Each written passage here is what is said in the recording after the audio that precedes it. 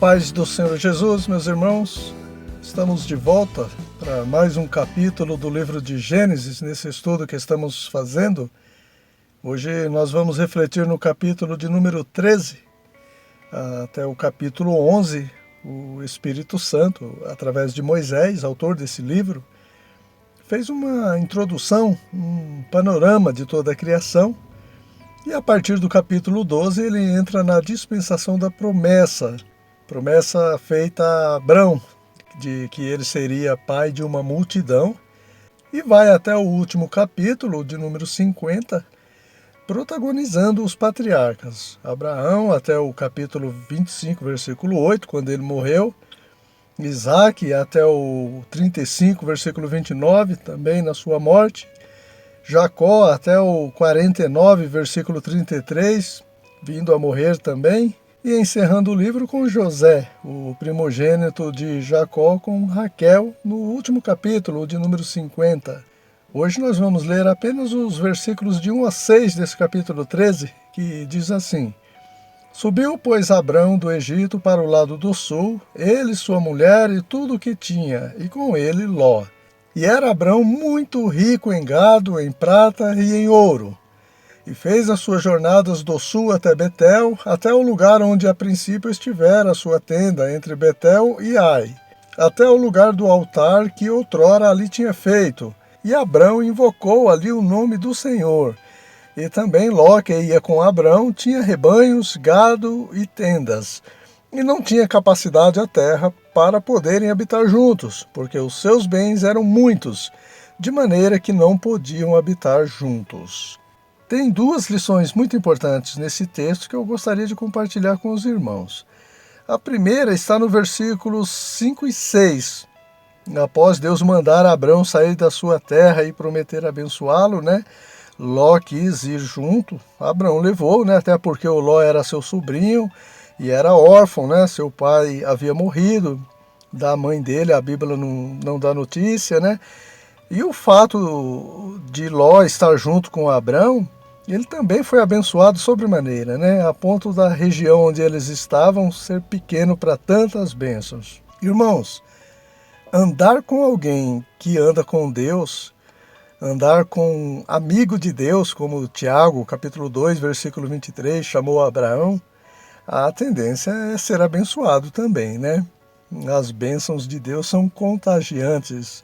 Potifar, por exemplo, foi abençoado por causa de José, que estava ali servindo a ele, Também o Labão foi beneficiado com a presença de Jacó, a ponto de nem querer deixar mais o Jacó voltar, porque ele estava reconhecendo que era abençoado devido à presença do Deus Todo-Poderoso em Jacó, na verdade, E aqui também o Ló estava sendo beneficiado com a presença do homem de Deus, Abraão, Deus disse para Abraão, Te engrandecerei e te abençoarei. Ló também desfrutou e a terra não pôde suportar. Mas talvez alguém pergunte, mas irmão, o que é andar com Deus, afinal? Como ser amigo de Deus? Andar com Deus e ser amigo de Deus é viver de acordo com a obediência à sua palavra, Em 1 João, capítulo 5, versículo 20, diz que Jesus é Deus, o verdadeiro Deus e a vida eterna, Em Apocalipse, capítulo 19, versículo 13, diz que o nome pelo qual Jesus se chama é a palavra de Deus. Então, andar com Deus é guardar a palavra de Deus no coração, por onde você passar, para não pecar contra ele, conforme diz o Salmo 119, versículo 11. Jesus disse também, em João, capítulo 15, versículo 14, Vós sereis meus amigos, se fizerdes o que eu vos mando. Se não fizermos, Tiago, capítulo 4, versículo 4, diz que seremos considerados amigo do mundo e inimigo de Deus, Qualquer que quiser ser amigo do mundo, constitui-se inimigo de Deus. Não tem meio termo, Não tem como servir a dois senhores. Se não for amigo de Deus, é amigo do mundo e, consequentemente, inimigo de Deus. Irmãos, andar com alguém que anda com Deus, andar com um amigo de Deus, a tendência é ser abençoado também, Tanto com as bênçãos concernentes a esta vida, quanto a boa influência, A Bíblia diz que Ló era justo também diante de Deus, certamente por influência de Abrão. A segunda lição que podemos extrair nesse capítulo está nos versículos 9 e 10. Pelo fato da terra não suportar tantos bens de Abraão e Ló, até porque o versículo 7 diz que haviam ali também os cananeus e os perizeus, Abraão e Ló tiveram que se separar por causa da contenda, não entre eles, né, mas os pastores dos seus gados, né? Abraão foi até generoso, né, dando a opção para Ló escolher entre a direita ou a esquerda. Como líder, Abraão abriu mão do direito dele escolher a direção a seguir, né? Paulo fala sobre isso em 1 Coríntios, capítulo 6, versículo 7, que é melhor abrir mão do direito e viver em paz do que reivindicar o direito e viver em guerra com o irmão. Ló, então, se aproveitando da cortesia de Abraão, se deixou levar pela aparência, né, pela campina verdejante do Jordão, na região de Sodoma e Gomorra. É para lá que eu vou, né? Sendo que o texto vai dizer que os moradores de Sodoma e Gomorra eram homens maus. E Ló vai arrumar um grande problema ali, uma tamanha dor de cabeça.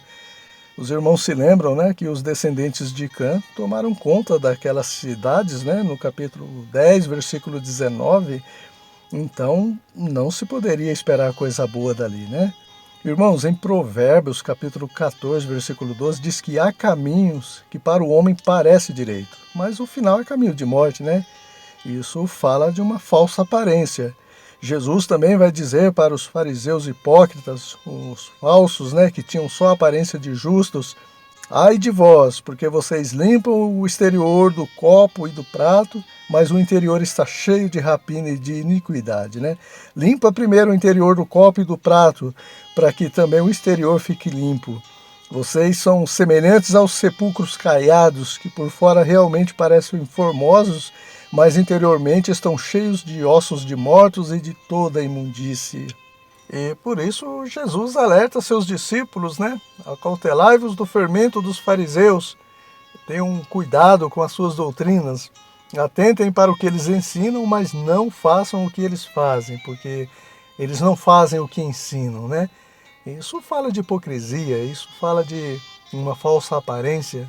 Também em Mateus capítulo 7, do versículos 15 ao 29, Jesus disse para os seus discípulos que uma árvore se conhece pelos frutos, né? Se referindo aos falsos profetas.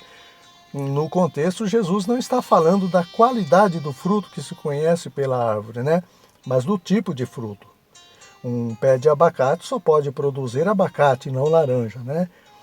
Mas acontece muitas vezes que o fruto é conhecido, né? Mas não é conhecido por dentro. Às vezes, por fora ele é grande, ele é viçoso, ele é bonito, né?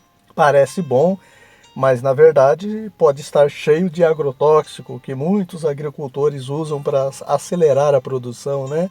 Outro dia eu comprei uma melancia num caminhão, como eu não conheço, né? Alguns até conhecem, dando um tapa na melancia.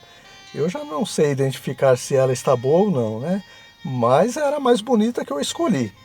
Quando eu abri a melancia, meus irmãos, ela estava podre por dentro. Não deu para aproveitar nada, né? Ainda corri lá fora para ver se alcançava o caminhão, mas não consegui. E trazendo tudo isso para a vida espiritual, tem muitas pessoas que têm jeito de crente, anda como crente, se veste como crente, prega como crente, mas por dentro só Jesus conhece, né? Por isso que os solteiros, né, antes de assumirem qualquer compromisso, devem orar, né? Aquele que conhece os corações. Tem muito caso em que a pessoa nem ora a Deus, afinal o namoro foi mil maravilhas, o noivado também, mas é só casar que a máscara cai, né, e a coisa desanda. E eu não estou falando de maquiagem no rosto, não, irmãos. É a máscara da falsidade, da aparência enganosa. E aí o jeito é esperar agora as consequências, né? Irmãos, Paulo disse que Satanás se transfigura em anjo de luz para enganar os incautos que não buscam em Deus o direcionamento, né? Por que que Ló, sem consultar a Deus, escolheu as campinas verdejantes às margens do Jordão, né? Porque elas eram bem regadas, como o jardim do Senhor, com rios em volta, né? O texto diz isso. E era exatamente o que seria supostamente o problema entre os pastores de Abrão e o de Ló, a falta de água para todos, né?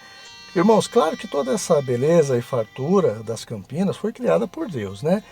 Mas tem um princípio aqui para a nossa vida espiritual, e que está relacionado às palavras de Paulo, né? Que Satanás se transfigura em anjo de luz.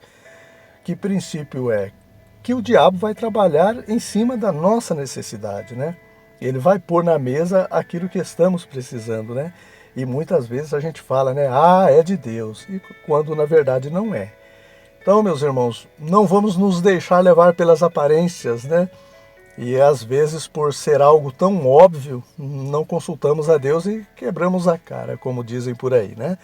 Isso estava acontecendo com Samuel, na escolha do substituto de Saul para o reino de Israel, né? Quando ele viu Eliabe, certamente esse é o ungido. E Deus disse para ele, né? Não, Samuel, não atente para a sua aparência, porque eu não vejo como o homem vê. O homem vê o que está diante dos olhos, mas eu olho para o coração. Também com Josué, né, diante de uma cidade tão pequena quanto o nome, Ai. Depois do que nós fizemos com a grande Jericó, Ai vai ser uma moleza, né, para nós tomarmos. Essa cidade vai ser uma moleza. Nem vou levar todo o exército. Levar uma surra deles, né, porque havia pecado escondido no meio do povo, né? Assim como havia em Sodoma e Gomorra. Irmão, se isso aconteceu com Samuel, que era um homem de Deus, um juiz, um profeta, um sacerdote, se isso aconteceu com Josué, alguém que substituiu Moisés, certamente pode acontecer conosco, irmão, se não consultarmos a Deus nas escolhas evidentes aos olhos carnais. Irmãos, em Mateus, capítulo 21, versículo 19, Jesus voltando de Betânia para Jerusalém, ele avistou uma figueira no caminho, né? E com fome ele dirigiu-se até a ela e não achou nela senão somente folhas. Então o Senhor disse, né? Nunca mais nasça fruto de ti. E a figueira se secou imediatamente. Jesus aproveita para transformar esse fato real em parábola, apontando para esses religiosos fariseus que só tinham aparência de justos, mas não davam frutos de justiça. E assim como a figueira, eles também sofreriam o juízo de Deus. Ai de vós, né? O ai de Deus fala de juízo, né? O juízo que haveria de vir contra eles. E ao mesmo tempo, também o Senhor estava ensinando os seus discípulos que a fé sem as obras, sem os frutos, né? Ela também é morta, já que ele nos chamou para darmos frutos e frutos permanentes. No caso de Ló, o sepulcro caiado era Sodoma e Gomorra, né? Cujos pecados, cujas maldades estavam encobertas pelas campinas verdejantes do Jordão. E assim como a figueira, o juízo de Deus também viria sobre Sodoma e Gomorra. No capítulo 19 nós vamos ver qual era esse pecado, né? Ou um dos pecados de Sodoma e Gomorra, que leva o autor a definirem eles como grandes pecadores, né? Ou seja, não foi somente a soberba, a fartura de pão, sem se preocuparem com o necessitado, a abundância de ociosidade, conforme descreve Ezequiel, capítulo 16, versículo 49, né? Sendo que vai muito mais além disso, né? Mas, por enquanto, nós vamos ficar por aqui. O próximo vídeo será sobre o capítulo 14. Conto com todos vocês e até lá.